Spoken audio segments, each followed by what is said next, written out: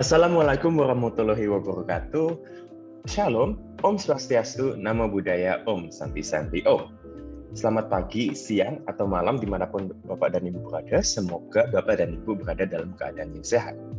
Nama saya Ariel Full of Joy dan dalam kesempatan ini saya merupakan salah satu anggota mahasiswa KKN PPM UGM di Kecamatan Bumiaji yang hendak melakukan penyuluhan pembuatan kontrak dan penyelesaian sengketa.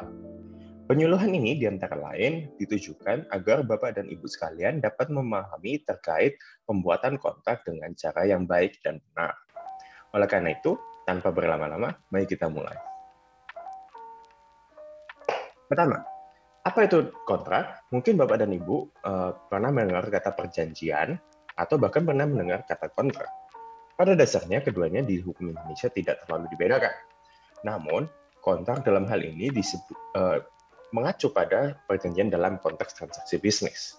Oleh karenanya, kontrak mengacu kepada perjanjian-perjanjian yang didasarkan kepada keuntungan komersial yang akan diperoleh oleh para pihak. Gitu ya Bapak dan Ibu sekalian. Jadi konteksnya adalah transaksi bisnis. Kedua, apa karakteristik kontrak? Karakteristik kontrak pertama adalah mutual consent. Apa itu mutual consent? Mutual consent adalah kesepakatan bersama yang mengandung suatu niat yang hendak diungkapkan kepada pihak lain. Jadi dalam hal ini bisa mutual consent ini timbul di antara kesepakatan para pihak dari kontrak. Tidak hanya dua orang saja, namun bisa lebih dari dua pihak dalam satu kontrak. Yang kedua, terdapat aspek atau karakteristik interdependensi, terdapat ketergantungan di antara para pihaknya. Tanpa adanya ketergantungan tersebut, maka tidak ada kesepakatan. Dan yang terakhir, suatu kontrak, terutama perjanjian, itu menimbulkan akibat hukum. Ya Bapak dan Ibu sekalian.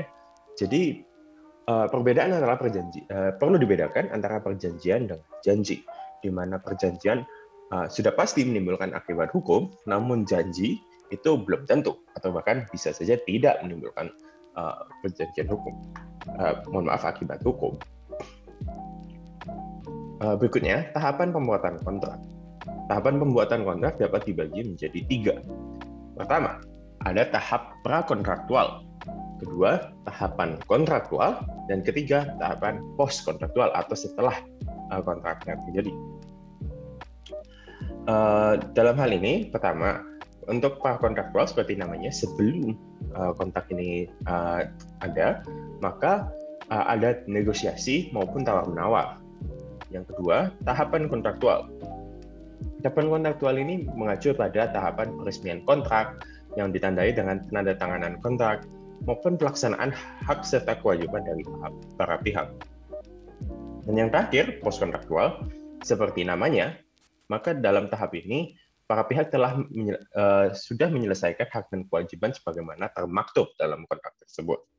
Nah, tahap ini Bapak dan Ibu sekalian dapat menimbulkan akibat pelaksanaan hak dan kewajiban tersebut. Kadang-kadang tahapan post-kontraktual ini juga dapat menimbulkan masalah, terutama bila hak dan kewajiban tersebut tidak dilaksanakan dengan baik atau terjadi misalnya kontestasi. Nah, apa dasar hukum kontrak?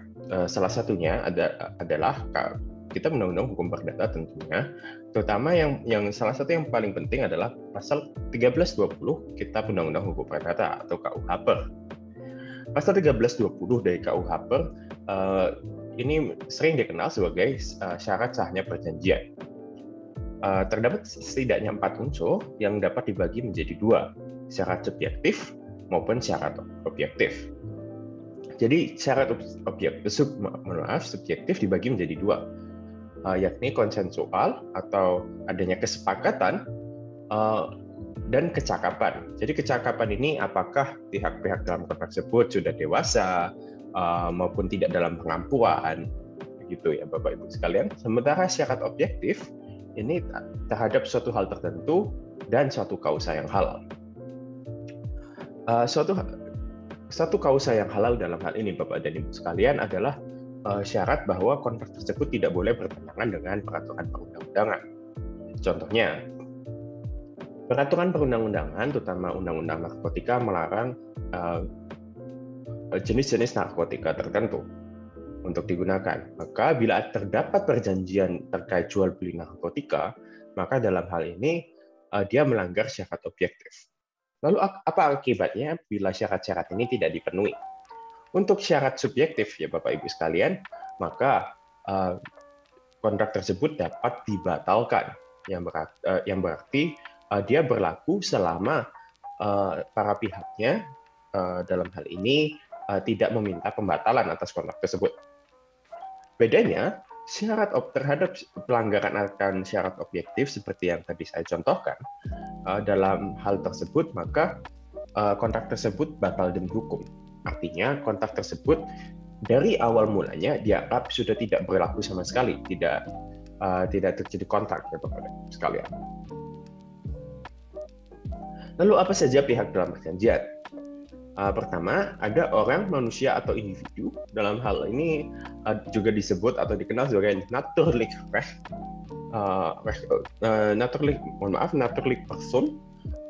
Yang kedua adalah badan atau person.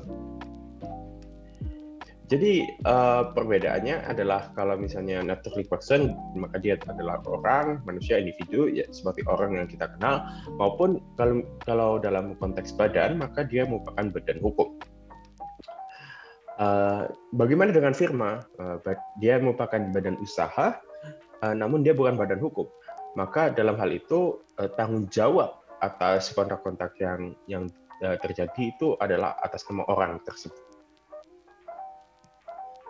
Oke, sampai tahapan ini maka terdapat setidaknya 3 unsur kontrak: essentialia, naturalia, dan accidentalia. Unsur essentialia sendiri merupakan unsur-unsur yang harus ada dalam satu perjanjian. Contohnya, dalam jual beli maka harus ada harga dan barang, karena itu merupakan hal-hal yang harus dipenuhi. Tanpa adanya harga dan barang maka dia bukan suatu perjanjian jual beli. Kedua, contoh lainnya adalah perjanjian sewa menyewa. Terdapat harga, barang, dan jangka waktu. Kalau misalnya tanpa jangka waktu, tentunya dia bukan perjanjian sewa menyewa. Nah, unsur yang kedua adalah unsur naturalia. Maka unsur dalam hal ini unsur yang secara alamiah melekat pada perjanjian tersebut. Contohnya dalam perjanjian jual beli, Bapak dan Ibu sekalian, maka terdapat kewajiban penjual untuk melakukan levering atau penyerahan dan menanggung cacatnya tersembunyi akan barang yang dijualnya terhadap pembeli. Terakhir ada unsur accidentalia, merupakan kebalikan dari unsur naturalia, yakni hal-hal yang para pihak dalam ini bermaksud untuk ditambahkan kepada kontrak tersebut. Contohnya, dalam hal ini bisa jadi jual beli dilakukan secara angsuran ya Bapak dan Ibu sekalian. Oleh karenanya dalam hal ini jual beli secara atau pembayaran secara angsuran mungkin tidak disyaratkan dalam ketentuan perundang-undangan atau tidak secara alamiah hadir dalam kontrak tersebut, namun disepakati oleh para pihak. Hal-hal seperti ini adalah yang disebut sebagai unsur accidentalia. Nah, sekarang kita masuk ya Bapak dan Ibu sekalian ke dalam anatomi kontrak. Pertama, terkait judul kontrak, maka perlu dibedakan antara perjanjian bernama, yakni perjanjian yang diatur dalam KUH Perdata, dan perjanjian jenis baru. Perjanjian jenis baru ini biasanya jenis baru campuran atau bentuknya merupakan campuran dari perjanjian-perjanjian bernama maupun jenis baru mandiri, gitu. Yakni sama sekali baru dan bukan merupakan campuran dari perjanjian bernama. Nah, contoh judul dia harus merefleksikan dari atau sebaiknya sebetulnya merefleksikan dari isi dari kontrak tersebut. Bila kontrak tersebut merupakan terkait jual beli suatu barang, maka sebaiknya dinamakan perjanjian jual beli. Kalau misalnya merupakan kerjasama, maka sebaiknya merupakan perjanjian kerjasama, begitu, dan lain sebagainya. Nah, berikutnya merupakan dalam anatomi kontrak merupakan awal akta. Nah, bagian ini Bapak dan Ibu sekalian berisi tentang penyebutan hari dan tanggal dibuatnya akta tersebut. Contohnya, hari Kamis tanggal 24 bulan Juli tahun 2008, lalu disebutkan angkanya, dan ditandatangani perjanjian antara begitu. Dalam hal ini perlu dipahami bahwa dalam penyusunan kontrak, maka perlu disebutkan keduanya ya Bapak Ibu sekalian, baik dalam bentuk numerikal maupun dalam bentuk tertulis atau dijabarkan. Hal ini dilakukan untuk menghindari keraguan. Berikut ada bagian komparisi. Komparisi ini terkait penyebutan para pihak. Dalam hal ini disebutkan para pihak yang menandatangani. Rumusannya ini harus teliti ya Bapak dan Ibu sekalian, dan hal ini merupakan kontrol dari subjektif. Jadi apakah dia memang cakap atau berwenang untuk melakukan kontrak tersebut.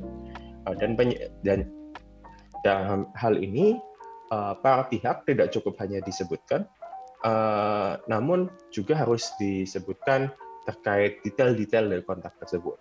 Jadi bila Bapak dan Ibu sekalian mewakili perusahaan dalam hal ini, maka perlu disebutkan kewenangan Bapak dan Ibu sekalian untuk mewakili perusahaan tersebut, misalnya berdasarkan anggaran dasar, PT, dan lain sebagainya. Contohnya dalam hal ini sudah diberikan di layar, yakni perjanjian ditandatangani antara pihak yang pertama, Tuan Mahmud, umurnya 52 tahun, pekerjaan pedagang, alamat Jalan Mawar, selanjutnya disebut pihak pertama. Dalam hal ini, Tuan Mahmud sudah cakap ya, jadi sudah dewasa, cakap, jadi bisa dalam hal ini melakukan perjanjian. Yang kedua, Tuan Rian, umur 40, pekerjaan, guru SMU Negeri 10 Solo, selanjutnya disebut pihak kedua. Berikutnya kita memiliki premise akta. Premise akta ini sebagai berisi berbagai ketentuan undang-undang maupun kesepakatan para pihak untuk membuat perjanjian, dan secara umum dapat diintisarikan sebagai hal-hal yang mendasari dibentuknya kontrak tersebut. Mengapa kontrak ini dibuat? Jadi apakah ada bagaimana etikat para pihak dalam atau tujuan para pihak untuk membuat kontrak tersebut, maupun ketentuan-ketentuan peraturan perundang-undangan yang menjadi dasar atau melatar belakangi pembuatan perjanjian tersebut.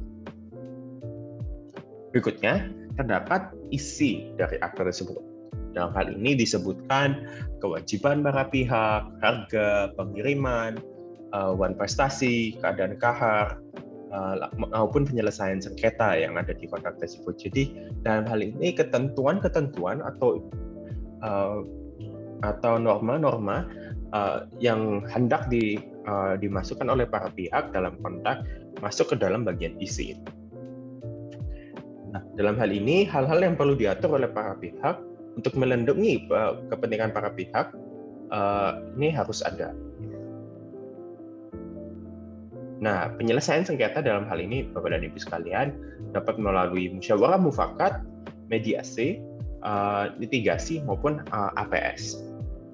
Di sini mediasi merupakan di mana para pihak dibantu oleh pihak ketiga yang netral sebagai mediator. Sebetulnya mediasi ini sendiri, Bapak dan Ibu sekalian, bisa dimasukkan ke dalam APS. Maupun yang kedua ada litigasi, yakni melalui bila mana terjadi sengketa maka bisa dibawa ke pengadilan negeri dengan gugatan wan prestasi. Yang terakhir ada alternatif penyelesaian sengketa atau APS, di mana ini bisa dibentuk konsiliasi, arbitrase, negosiasi.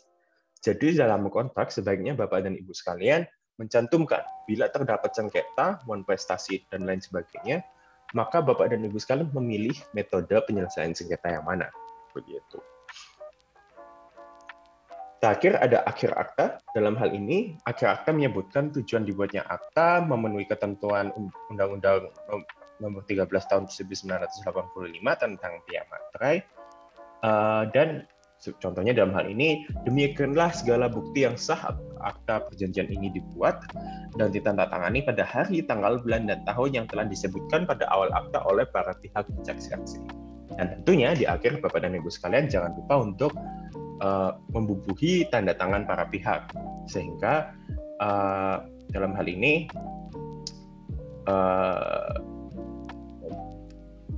kontrak tersebut bisa menjadi sah. Nah, Bahkan dalam hal ini, tanpa dibubuhi materai pun, suatu kontrak ini tetap sah dan mengikat, begitu Bapak Ibu sekalian. Berdasarkan Undang-Undang Nomor 13 Tahun 1985 dan Pasal 1320 KUH Perdata.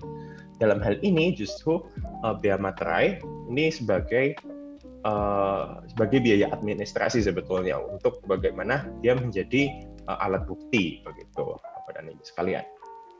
Jadi sekian presentasi dan pemaparan materi dari saya, semoga bermanfaat dan semoga Bapak dan Ibu melalui presentasi kali ini dan pemaparan kali ini dapat memahami terkait pembuatan kontrak yang baik dan benar. Terima kasih banyak.